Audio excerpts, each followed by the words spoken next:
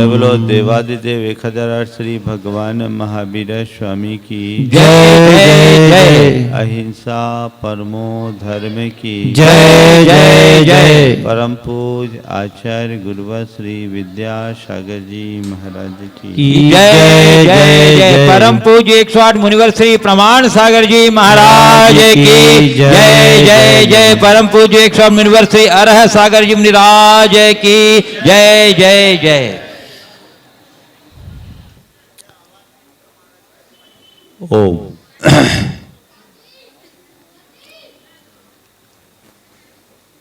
12 वर्षों की कठिन तपस्या के उपरांत जलतरणी विद्या सीखने के बाद शिष्य गुरु के चरणों में प्रसन्न मन से पहुंचा और गुरु से कहा, गुरुदेव आज आपकी कृपा फलीभूत हुई है। मेरी 12 वर्ष की तपस्या आज सफल हुई है। मैंने जलतरणी विद्या सीख ली। गुरु ने कोई जवाब नहीं दिया। शिष्य ने पुनः निवेदन किया, गुरुदेव आपका आशीर्वाद फला। मैंने जलतरणी विद्या पाली। गुरु ने कोई जवाब नहीं। अब की बार शिष्य गुरु के चरणों को पकड़ा और कहा, गुरुदेव आशीर्वाद दो। मैंने दुनिया में अच्छे अच्छे साधकों को अलभ्य जलतरणी विद्या सिद्ध की। गुरु ने कहा, वत्स तूने 2 रुपए बचाने के लिए अपने 12 वर्ष की तपस्या को मिट्टी में मिला दिया।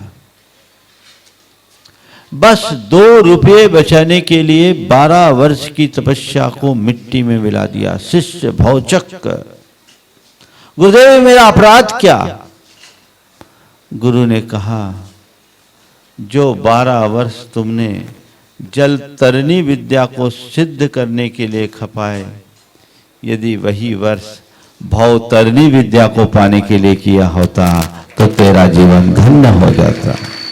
जलतरणी विद्या सीखकर तुमने क्या पाया?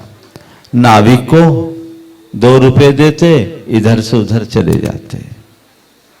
बात केवल समझने की यही है, मनुष्य अपने जीवन में बहुत प्रकार की उपलब्धियां अर्जित करता है, लेकिन हमें देखना केवल ये है कि हमारे जीवन की मूल उपलब्धि क्या है।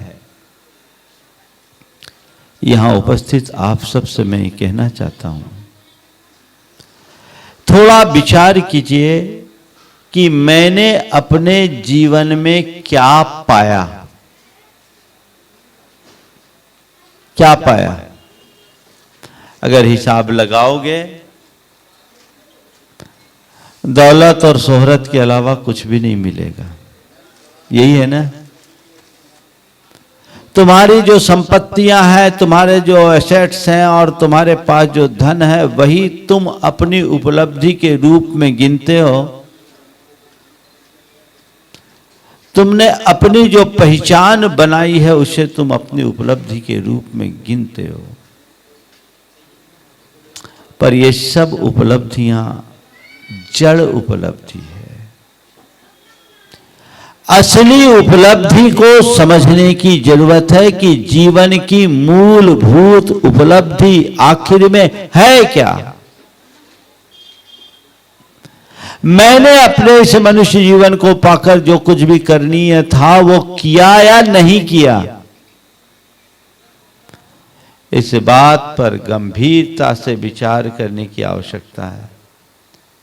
जो ऐसा विचार करते हैं उनके जीवन की दिशा और दशा परिवर्तित हो जाती है, और जिसके अंदर ऐसा विचार नहीं, वे जहां के तहां रह जाते हैं। तुमने अपने जीवन में बहुत कुछ किया, कुछ नहीं किया ऐसा तो मैं नहीं कहूंगा, बहुत कुछ किया, लेकिन देखना केवल यह है कि जो कुछ मैंने किया वो कितना है जो करने लायक है, जिसे मैं अपने उपलब्धि के रूप में गिन सकूं। जड़ उपलब्धि जीवन की मूल उपलब्धि नहीं मानी जाती। चैतन्य उपलब्धि ही जीवन की मूलभूत उपलब्धि होती है। मुझसे एक बार सवाल किया गया कि महाराज जी, अपार धन दौलत के धनी होने के बाद, चक्रवर्ती जैसी संपदा को प्राप्त करने के बाद भी राजपाट वैभव का परित्याग कर वे साधु क्यों बन जाते हैं? कई बार जब लोगों से के बीच ये बात आती है धर्म करने की, तो लोग ये कहते हैं मुझे क्या कमी है जो मैं धर्म करूं। धर्म वो करे जिसके जीवन में कुछ कमी है। ये बात प्रायः उभर कर आती है। मैं ऐसे लोगों से कहूंगा, तीर्थंकरों और चक्रवर्तियों के जीवन में झांक कर देखो, तुम्हें समझ में आ जाएगा धर्म करने का औचित्य क्या है। तीर्थंकर और चक्रवर्तियों के जीवन में कोई कमी नहीं। तीर्थंकर त्रिलोक पूज्य होते हैं और चक्रवर्तियों के पास 6 खंड का एक छत्राधिपत्य साम्राज्य होता है। 14 रत्न और 9 निधियों के स्वामी होने के बावजूद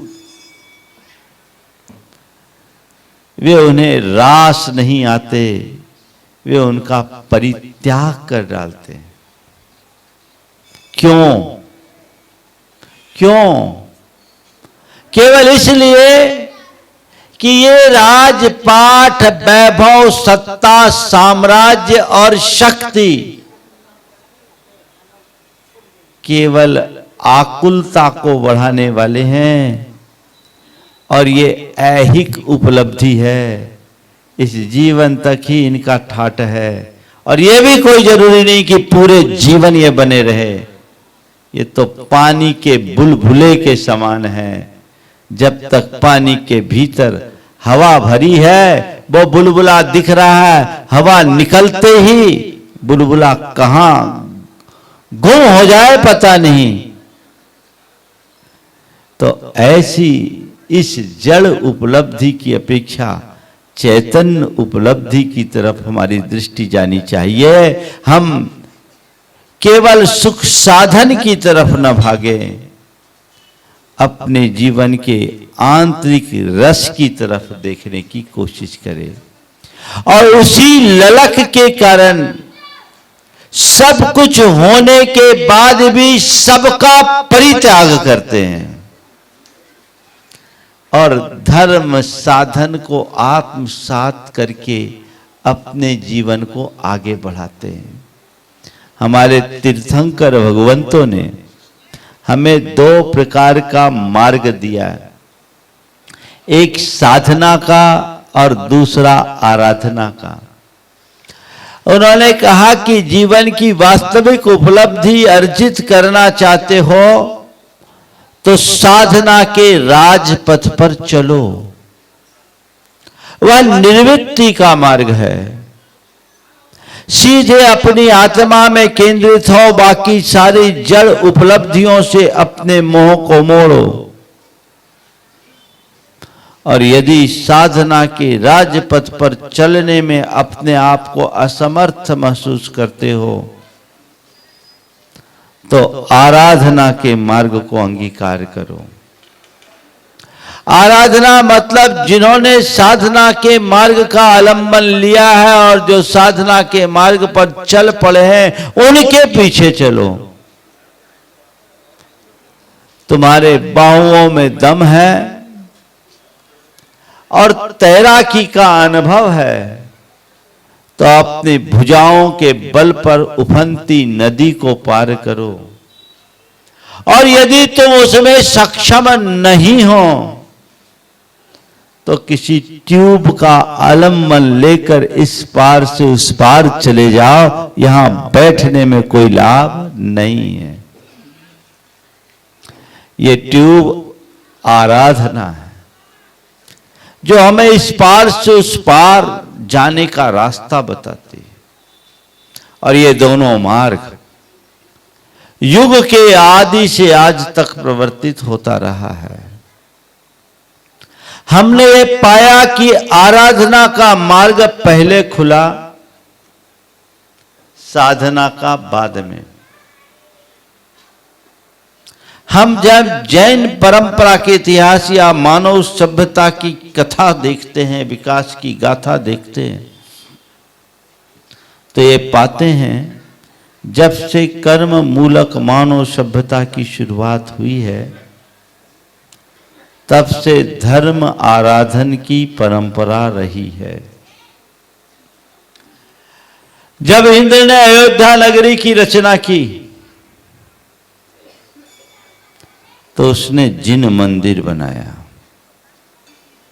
किसके लिए? आराधना के लिए। किनके लिए? श्रावकों के लिए।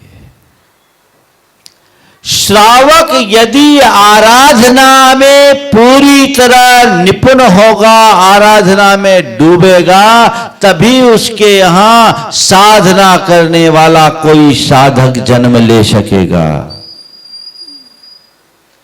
तीर्थंकरों के अवतरण से पूर्व जिनालय की स्थापना का मुझे यही रहस्य प्रतीत होता है। क्यों बनाया जिनालय?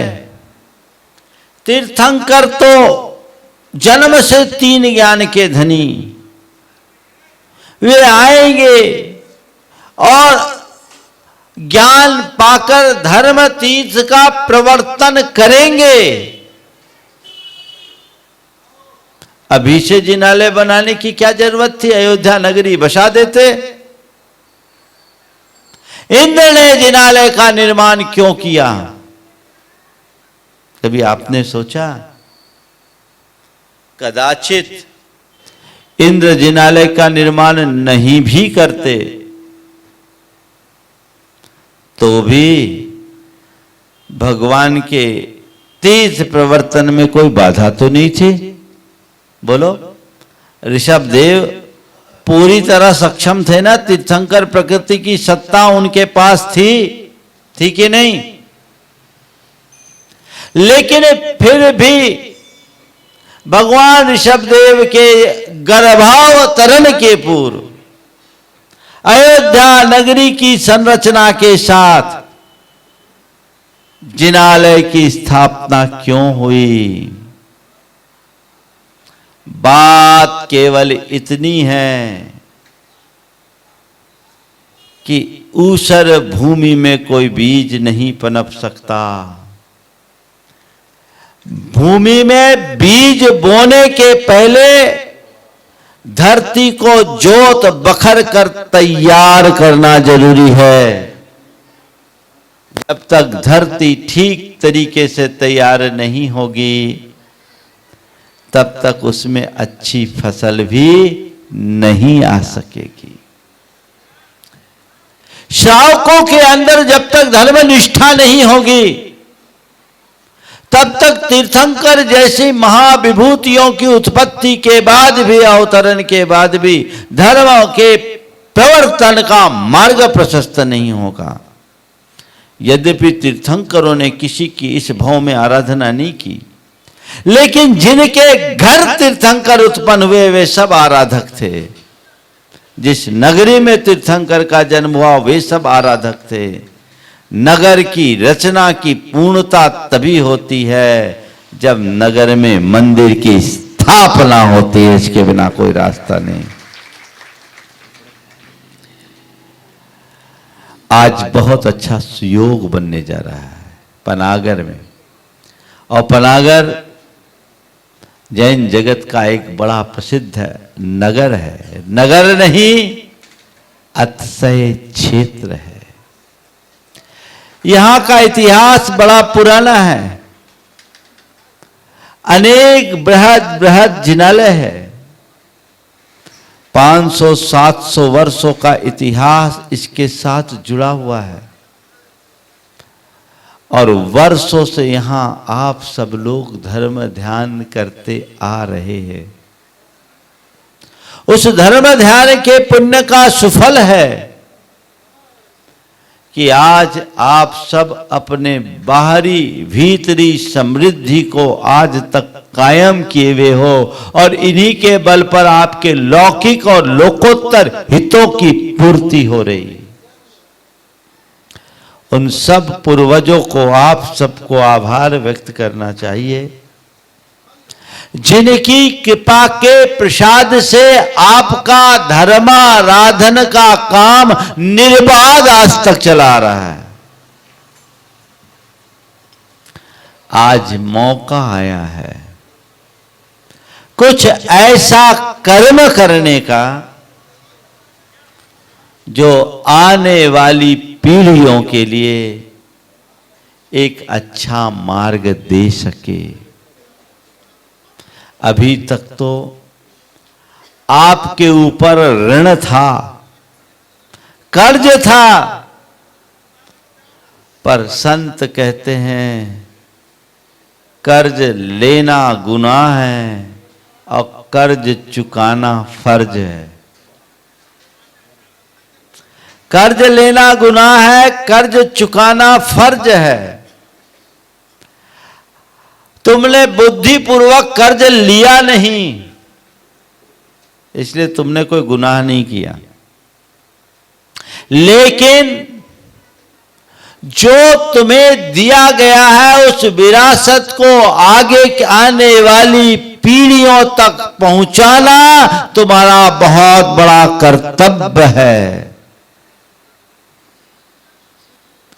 इसलिए कल मुझे कहा गया, बताया गया कि पंपी भाई वगैरह यहाँ की कमेटी गुरुदेव के चरणों में जब मंदिर के लिए आशीर्वाद लेने को गए तो गुरुदेव ने कहा आरसीसी के मंदिर को मैं आशीर्वाद नहीं देता।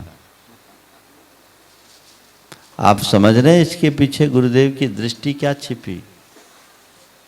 गुरुदेव एक ही बात चाहते हैं कि काम ऐसा करो जिसे पीढ़ियां कभी भुला न सके, पीढ़ियों का उद्धार हो सके।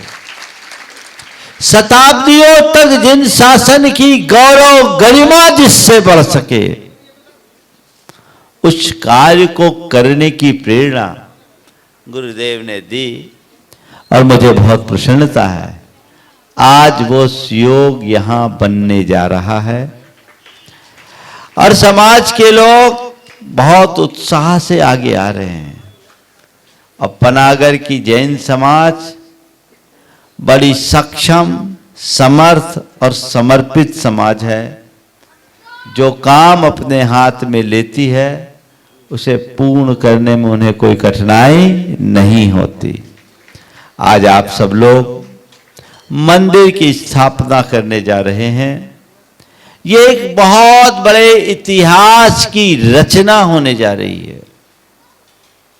किसी भवन का निर्माण करना बहुत बड़ी बात नहीं, पर जिन भवन के निर्माण से बड़ी और कोई बात नहीं।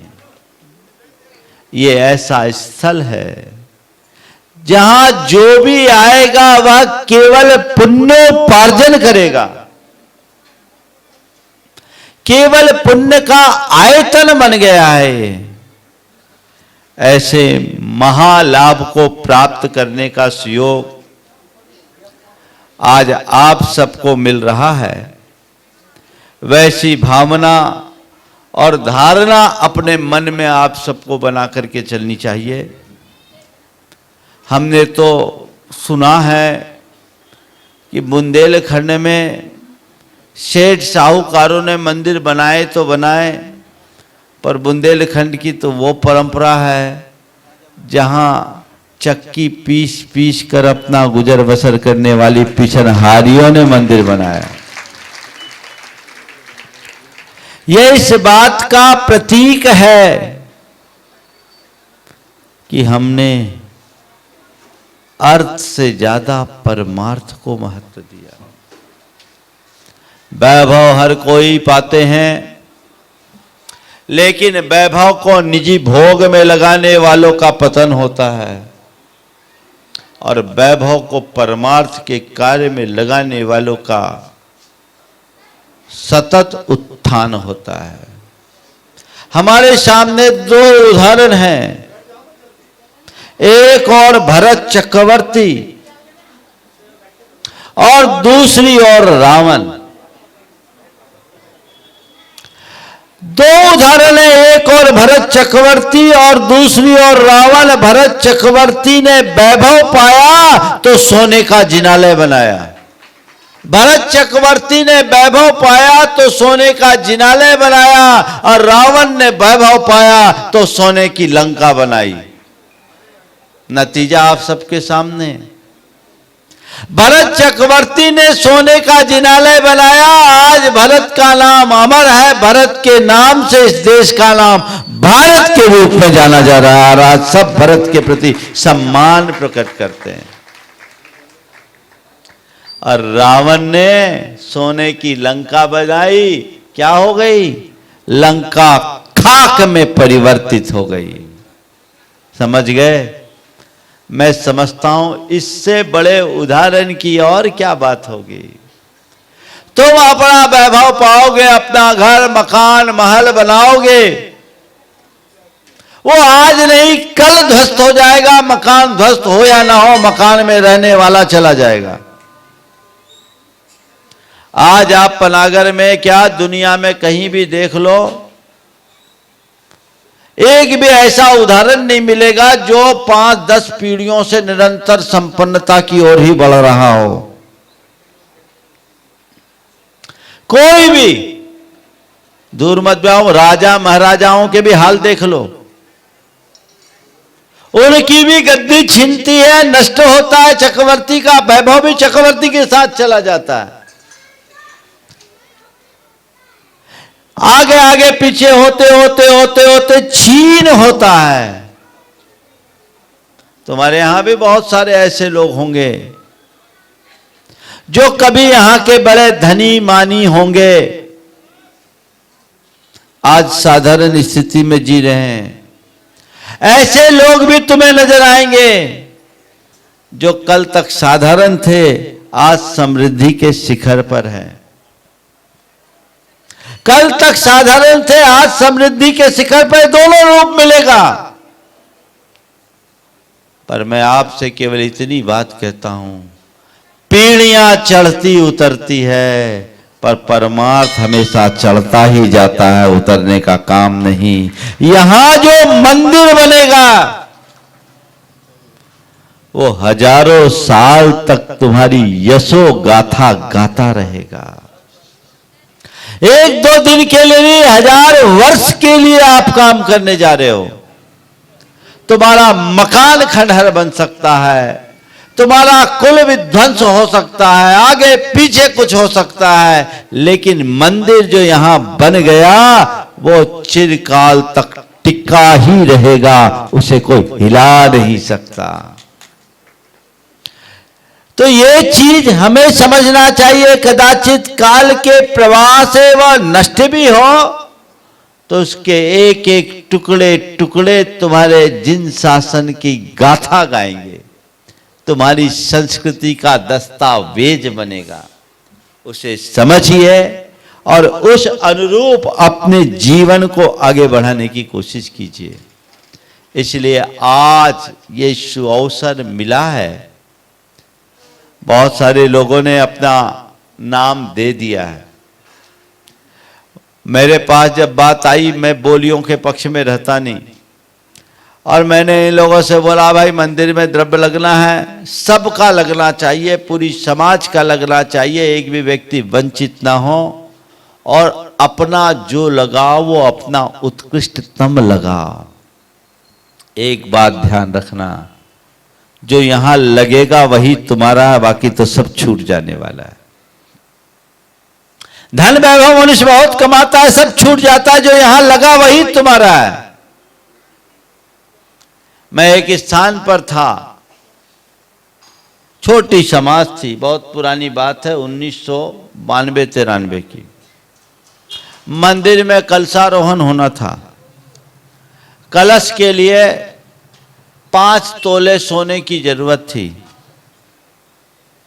एक भाई ने अपने गले की चेन उतारी, बोले आज से सोना पहनने का त्याग, हमारे मंदिर का कलश लगना चाहिए, हमारा जीवन धन्य हो जाएगा। हम गले में कल चेन डालें तो मेरी कोई शोभा बढ़े, ऐसी कोई बात नहीं, पर मंदिर के शिखर पर अगर स्वर्ण कलश होगा तो इससे पूरी समाज की शोभा बढ़ेगी, धर्म की प्रभावना होगी। ये हमारी परंपरा है।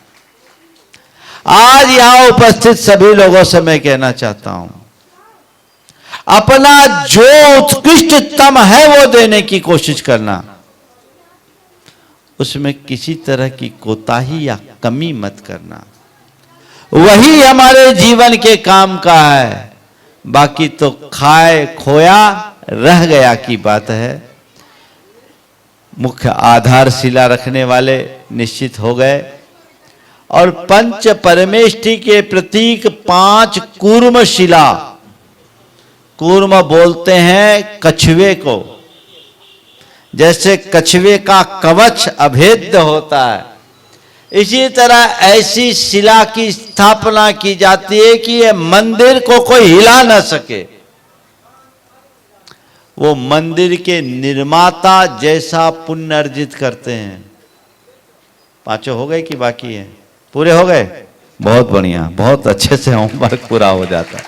वे पूरे परिवार महासौभाग्य प्राप्त कर रहे हैं। और आज इस मंदिर के निर्माण में जो प्रारंभिक शिलाएं रखी जाएगी स्वर्ण आदि की, उसमें भी आप लोग भागीदारी रखिए। कोई बच्चे नहीं, तुम्हारे पास धन है तो धन दे दो, धन नहीं है तो जो पहने उतार के दे दो, मंदिर बन जाएगा, कमी नहीं पड़ेगी और उसमें किसी से पूछने की जरूरत नहीं है। यहां आए हो तो जो मुझे करना है वो करके जाना, किसी तरह की कमी नहीं रहनी चाहिए। हमें तो एक बात केवल समझना चाहिए कि हम लोग उस परंपरा में जन्म लेने वाले लोग हैं जहां खुद रूखी रोटी खाकर भगवान के आगे घी की जोत जलाई जाती है।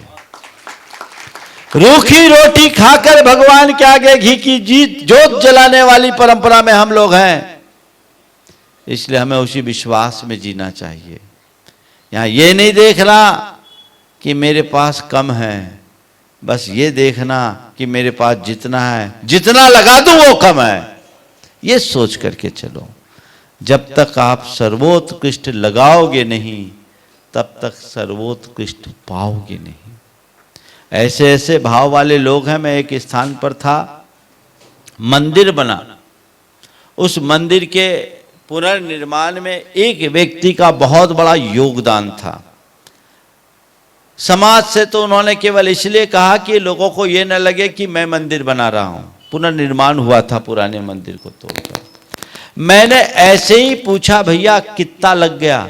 बोला महाराज हमने हिसाब ही नहीं लगाया। भगवान के नाम के आगे क्या लगाना हिसाब, जो लग गया सो लग गया। ये भाव, कितना लग गया ये हिसाब नहीं, हमने तो कह दिया काम 21 होना चाहिए। और मुझसे कहा महाराज जी आप और बता दो, कोई कमी दिख रही है तो हम उसकी भी पूर्ति कर दें, क्योंकि भगवान की कृपा से कोई कमी नहीं और भगवान के नाम पर हमें कोई कमी नहीं। ये भाव, तो ये मत देखना अरे इतने लग गए, नहीं, जो लगा वो तुम्हारे भाग्य का। लगने को तो और कुछ आड़े बेड़े समय में कैसा लगता पता नहीं। अभी कई अभागे लोगों को कोविड में लाखों लग गए और उसके बाद भी नहीं बचे, ऐसे भी उदाहरण सामने हैं। भगवान न करे किसी के ऊपर विपदा आए, पर मजबूरी और लाचारी में व्यक्ति के साथ जब कोई आपत्ति विपत्ति आती है तब उसे ये सब संकट भोगने पड़ते हैं कि नहीं करते।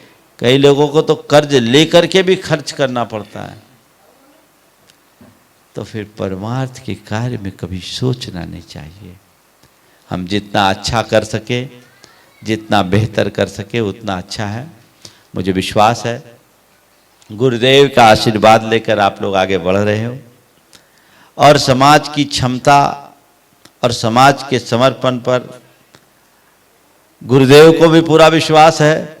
मुझे तो बहुत प्रसन्नता हुई ये सुनकर कि जब कहा गया कि पत्थर के मंदिर को कैसे बनाएंगे, तो गुरुदेव ने कहा चुटकी बजा के एक आदमी बना देगा। इसका मतलब समझ लो पनागर की सियार कैसी है।